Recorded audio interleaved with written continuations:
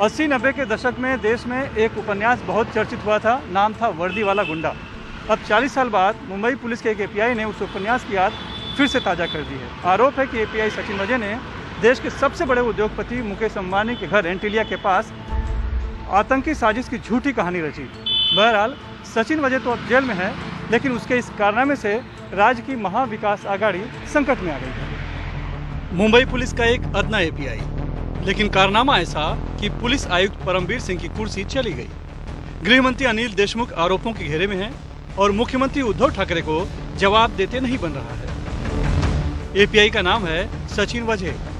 16 साल निलंबित रहे सचिन वजे का महाविकास आघाड़ी सरकार में न सिर्फ निलंबन वापस हुआ, बल्कि उसे मुंबई पुलिस क्राइम ब्रांच की क्रिमिनल इंटेलिजेंस यूनिट का प्रमुख भी बना दिया गया। वही सचिन वजे आज अपने सभी आकाओं के लिए भस्मासुर बन गया है।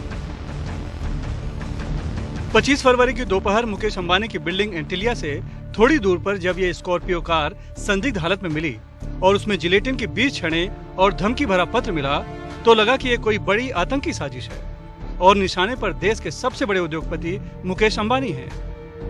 लेकिन उसी रात महाराष्ट्र एटीएस को मिले एक अहम सुराग से कहानी बदलनी शुरू हो गई थी।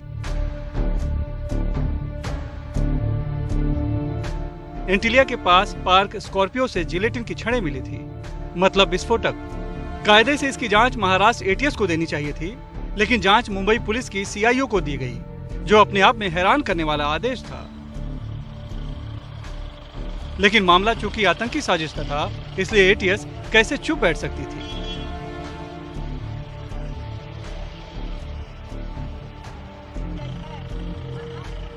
चर्चा है कि एटीएस के अफसर जब गिरगांव चौकी स्कॉर्पियो का मुआयना करने पहुंचे तो स्कॉर्पियो वहां नहीं थी और एपीआई सचिन वजे सैंडविच खा रहा था। शुरू में तो उसने स्कॉर्पियो कहाँ है ये बताने में आनाकानी की, लेकिन जब देखा कि मामला एटीएस के एडीजी तक जा रहा है तो उसने सैंडविच खाते खाते ही बताया कि एलोगेट में है। एटीएस ने वहाँ जाकर पाया कि स्कॉर्पियो का चेसिस नंबर और इंजन नंबर दोनों मिटा दिया गया था। कहते हैं ना, अपराधी कितना भी शातिर क्यों न हो, कोई न कोई सुराग छोड़ ही जाता है। यहाँ भी आरोपी ने गाड़ी का चेसिस और इंजन नंबर तो मिटा दिया था, लेकिन गाड़ी के पीछे लिखा फाइनेंस कंपनी का नंबर मिटाना भूल गया था। 15 साल पुराने लैंडलाइन नंबर से एटीएस ने पहले फाइनेंसर, फिर गाड़ी के पहले, दूसरे और तीसरे मालिक यानी कि मनसुख हिरेन का पता लगा लिया। बताते हैं कि एटीएस ने उसी रात मनसुख से पूछताछ भी शुरू कर दी थी, लेकिन सचिन वजे ने थाने एटीएस दफ्तर में फोन कर आपत्ति जताई कि जब जांच सीआईओ कर रहा है तो एटीएस क्यों बीच में आ रही है। शातिर सचिन वजे ने भले ही मनसुख के जरिए विक्रोली से उसकी स्कॉर्पियो चोरी होने की शिकायत लिखवा दी थी, लेकिन मनसुख के मोबाइल फोन से मिला कॉल डेटा रिकॉर्ड पर उसका बस नहीं था। 5 मार्च को पूर्व मुख्यमंत्री और बीजेपी नेता देवेंद्र फडणवीस ने विधानसभा में मनसुख के सीडीआर का हवाला देते हुए खुलासा किया कि सचिन वजे और मनसुख हिरेन एक दूसरे को जानते हैं। देवेंद्र फडणवीस विधानसभा में अंदर जब ये खुलासा कर रहे थे, उसी समय मुमरा रेती बंदर से मनसुख हिरेन का शव मिलने की खबर आई। ये मनसुख हिरेन को तुरंत सुरक्षा प्रदान की जानी चाहिए, क्योंकि ये इसमें की सबसे बड़ी कड़ी है और इनकी जान को खतरा हो सकता है। और अभी अभी पता चला है कि आज अभी कुछ समय पहले उनकी डेड बॉडी मिली है, मुमरा के एरिया में ये डेड बॉडी मिली है। इससे ये पूरा प्रकरण बहुत ज्यादा फिशी हो रहा है, ये बहुत ही गंभीर हो रहा है। हमारी मांग है कि जिस प्रकार के तथ्य सामने आ रहे हैं और इसका टेरर एंगल भी जो बताया जा रहा है, ये सारी चीजों को देखते हुए इस पूरे प्रकरण को एनआईए को हैंडओवर किया जाए, इस प्रकार की हमारी मांग है। जाहिर है मनसुख हिरेन मामले में अहम गवाह बन सकते थे, इसलिए उन्हें रास्ते से हटा दिया गया था। शक सीधे सचिन वजे पर गया और उसे गिरफ्तार करने की मांग उठी, लेकिन मुख्यमंत्री उद्धव ठाकरे ने यह कहते हुए बचाव किया कि सचिन वजे को लादेन जैसा प्रचारित किया जा रहा है। परंतु जे एक चित्र निर्माण केले जाते की जणू काही सचिन वाजे म्हणजे ओसामा बिन लादेनच आहे, अशा पद्धतीने त्याने जे काही वाटतंय ते कशासाठी आम्ही तपास तर सुरू केलाय, त्याच्यात जो कोणी सापडेल हे पुन्हा पुन्हा मी सांगतोय। सचिन वजे पर मुख्यमंत्री उद्धव ठाकरे का ये आखिरी बयान था। उसके बाद से वो इस मुद्दे पर चुप हैं, क्योंकि अब मामले में केंद्रीय जांच एजेंसी NIA घुस चुकी है। न सिर्फ सचिन वजह को गिरफ्तार किया जा चुका है, बल्कि झूठी साजिश रचने के ढेर सारे सबूत भी सामने आ चुके हैं। NIA ने आज एक ब्लैक कलर की मर्सिडीज बेंज को सीज किया है, जिस सीजर में जो स्कॉर्पियो पे नंबर प्लेट थी उसको रिकवर किया है। 5 लाख से ज्यादा कैश रिकवर किया है, एक नोट काउंटिंग मशीन रिकवर की है, कुछ कपड़े रिकवर किए हैं और इसके बीच में जांच जारी है। सबसे हैरान करने वाली बात इस अपराध में महंगी लग्जरी कारों का इस्तेमाल है। साजिश में इस्तेमाल मनसूख की स्कॉर्पियो और सरकारी इनोवा के साथ अब तक कुल 8 कारें इस केस में जांच के दायरे में हैं। 2 मर्सिडीज, एक लैंड क्रूजर, वोल्वो, मित्सुबिशी और ऑडी। इस पूरी जांच में महाराष्ट्र ATS की भूमिका भी अहम रही है। ATS ने ही पहले मनसूख की पहचान कर सचिन वजह की साजिश की पोल खोली और फिर मनसूख की हत्या के आरोप में पूर्व पुलिसकर्मी विनायक शिंदे और एक सट्टेबाज नरेश गौर को गिरफ्तार किया। विनायक शिंदे साल 2006 में लखन भैया फर्जी एनकाउंटर में सजा काट रहा है और फिलहाल पैरोल पर छूट कर आया था। आतंकी साजिश और मनसूख हिरन की हत्या की जांच कर रही NIA ने कोर्ट में बताया है कि मनसूख की हत्या की साजिश की मीटिंग में विनायक शिंदे और सचिन वजह दोनों शामिल थे और सट्टेबाज नरेश गौर के पास से एक पेपर पर लिखा नोट मिला है, जिसमें 14 मोबाइल फोन नंबर लिखे हैं। उनमें से 5 नंबर के आगे सचिन वजह का नाम लिखा है। आतंकी साजिश और हत्या को अंजाम देने में उन्हीं नंबरों का इस्तेमाल हुआ है।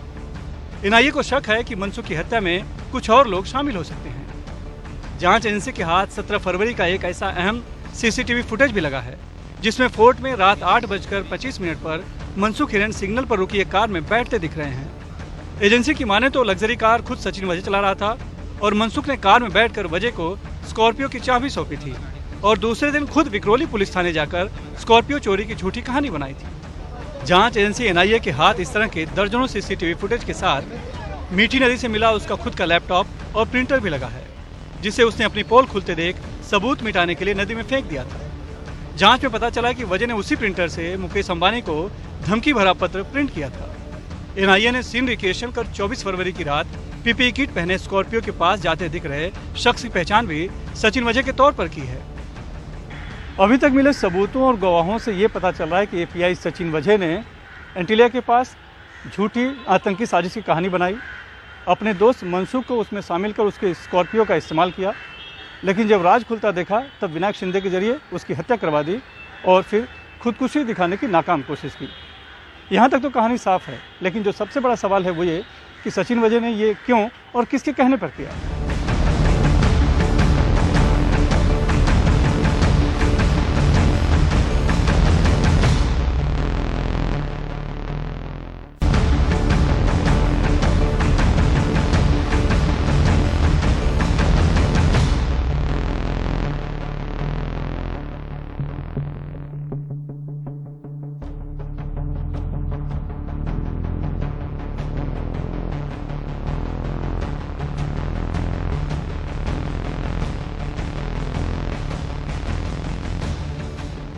एक कहानी है कि सचिन वजह ने खुद को मुंबई का सुपर कॉप प्रचारित करने के लिए आतंकी साजिश की झूठी कहानी रची ताकि उसे सुलझाकर वह वाही लूट सके। लेकिन फर्जी TRP की पोल खोलकर और कारोबारी अन्वय नाई की खुदकुशी के आरोप में रिपब्लिक के editor in chief Arnab Goswami को गिरफ्तार कर सचिन वजह ऐसे ही फेमस हो चुका था। एक अदना API होने के बाद भी मुंबई पुलिस आयुक्त परमवीर सिंह तक सीधी पहुंच जग जाहिर थी। ऐसे में जानकारों का मानना है कि सुपर कॉप बनने की उसकी कहानी अपने आकाओं को बचाने की कोशिश भर है। आज तक ये रहस्य बना हुआ है कि सचिन वजह इसमें अकेला काम कर रहा था। अलग अलग थ्योरीज इसके बारे में कही जा रही हैं कि सचिन वजह इसमें अकेला था या इसमें और भी उसके कोई आका थे जिन्होंने उसको सपोर्ट किया, उसके साथ में ये पूरी जो कॉन्स्पिरेसी थी उसको रचा।